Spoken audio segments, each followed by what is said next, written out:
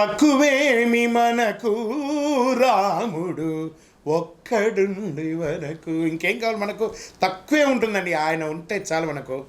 అలాంటి రాజా రామచంద్రస్వామి వారి యొక్క పుట్టినరోజు మార్చి 27వ తారీఖున శుక్రవారం నాడు అద్భుతమైనటువంటి శ్రీరామనవమి. ఎక్కడ చూసినా మామిడి తోరణాలు, పులిహోరలు, కళ్యాణోత్సవాలు, కళ్యాణ తలంబ్రాలు గల్లి గల్లికి. మనకు ఉభయ తెలుగు రాష్ట్రాల్లోనూ దేశ విదేశాలలో ఎక్కడ చూసినా రామ కళ్యాణం చూడడానికి అందరూ పోటీ పడతారు. ఎందుకంటే ఆ తలంబ్రాల అక్షింతలు తీసుకుంటే మన జీవితంలో కళ్యాణం జరుగుతుంది. కళ్యాణం అంటే ఏంటి? అనుగ్రహం.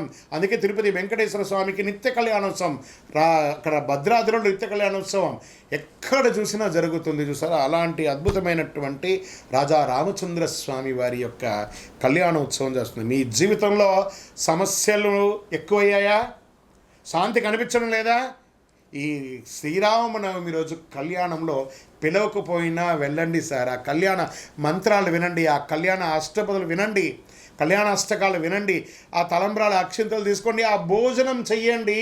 అద్భుతమైనటువంటి ఫలితాలు పొందుతారు. శ్రీరామ జయ రామ జయ జయ రామ అనే యొక్క మంత్రాన్ని, తారక మంత్రము ఒక్కసారి చెప్పినా చాలట.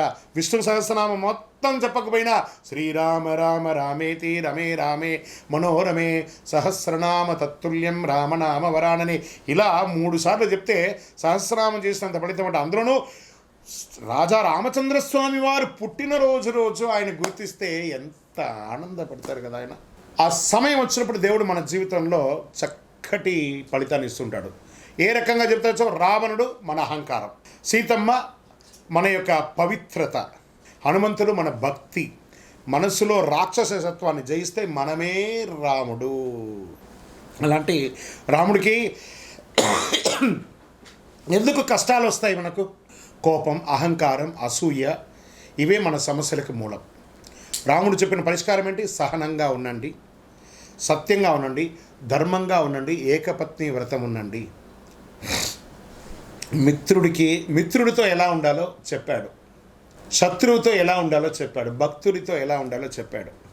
రామనామ జపం రోజు 108. అప్పట్లో అంతా కూడా రామకోటి రాసేవాళ్ళందరూ, ఇప్పుడు కూడా రాస్తున్నారు అనుకుంటున్నాను.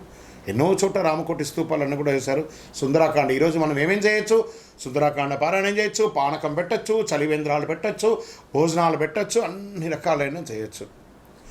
దేవుడు బయట లేడని మనలోనే ఉన్నాడు ఆ భగవంతుడు. మనం పరోపకారార్థే ఇదం శరీరం అని చెప్తే అందరూ అద్భుతమైనటువంటి ఫలితాలు పొందుతారు. రామాయణం యొక్క గూఢార్థం అన్నీ కూడా అఖిలాండ కోటి బ్రహ్మాండ నాయకుడు అటువంటి ఆ రాజా రామచంద్ర స్వామి వారి యొక్క పరిపూర్ణమైనటువంటి అనుగ్రహాన్ని అందరూ పొందాలని కోరుకుంటున్నాను. ఇది ఈరోజు కేవలం ఒక పండగ మాత్రమే కాదండి, జీవితం ఎలా జీవించాలో నేర్చుకునే ఒక రోజు. ఈ రోజున రాముడు అవతరించి ధర్మాన్ని కాపాడాడు, తండ్రి మాట కోసం రాజ్యాన్ని వదిలాడు, 14 సంవత్సరాల అరణ్యంలో గడిపాడు, కష్టాలను ధైర్యంగా ఎదుర్కొన్నాడు. ఇదే మనకు పాఠం. సత్యం మాట్లాడమని చెప్పాడు. చేద్దామా? అలాంటి ఆ రామచంద్ర స్వామి వారికి రామదాసు గారు తయారు చేసి ఇచ్చినటువంటి ఆ యొక్క మంగళసూత్రంతో కళ్యాణం ఒంటిమిట్టలో జరుగుతుంది, తిరుపతిలో జరుగుతుంది, భద్రాద్రిలో జరుగుతుంది. గల్లీలో జరిగే ఈ యొక్క రామచంద్ర స్వామి వారి యొక్క కళ్యాణోత్సవాన్ని అందరం పాల్గొని మనలో ఉన్నటువంటి బాధలన్నీ తొలగించుకొని రాజా రామచంద్ర స్వామి వారి యొక్క కళ్యాణోత్సవాన్ని జై శ్రీరామ్ అనే యొక్క నామంతో మారుమోగుతూ హనుమంతుని జెండా ఊపుకుంటూ ప్రతి ఒక్కరు కూడా రామదండుగా అందరం కూడా ముందుకెళ్ళి రామ కళ్యాణం చేస్తాం.